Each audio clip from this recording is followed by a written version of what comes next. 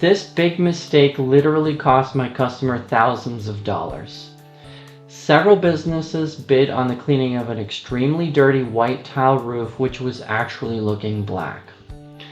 Looking at it, anything strong enough to clean that roof would run off and kill all of the bushes in the front of the house, a fact that the customer knew because it had happened before. But she wanted to save money and went with the lowest bidder, and weeks later all of her front bushes were dead, and surprise, the lowest bidder didn't have insurance to cover the loss either. So it fell back on the lady to cover it.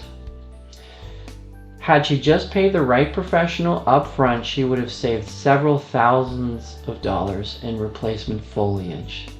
It just goes to show you the lowest bidder is not always the best option. Here's a simple upsell to all pressure washing you can do. You can offer to clean out the gutters. Now there's various ways to accomplishing this, but one of the most direct ways, if you're comfortable with being on a roof, is to use the pressure washer to blast them out. That way you can make an extra 100 to 200 going up there, or you can take out the leaves and dirt with some work gloves and just easily pad your wallet with just a little bit extra effort. Alright, there are all kinds of surfaces when you're doing pressure washing, so let's rapidly cover what some of them are here. Now anything on the ground can typically take the highest pressure. That's where you want to use your surface cleaners or your very, very high pressure with some chlorine there as well. Now on painted surfaces, you use bleach to dissolve the algae and dirt first, then you rinse it. On roofs, you're going to use strong chlorine as your main method of cleaning, but you're going to be careful with it because you can also destroy things with it.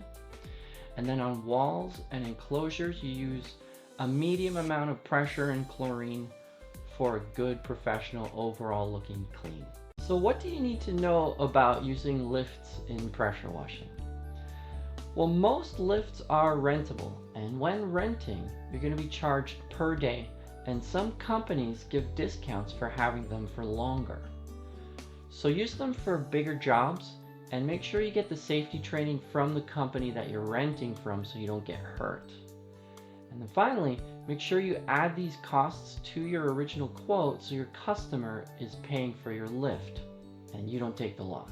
When cleaning a tile roof, or any roof for that matter, make sure to never step in the wet section you just cleaned.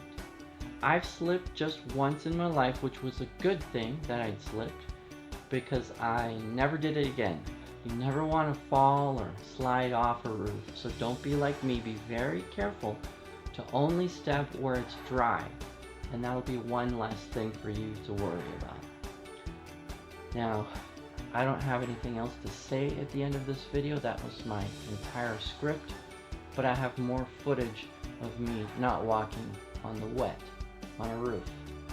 So here, keep watching for just a little longer, a little bit longer. Okay, good job.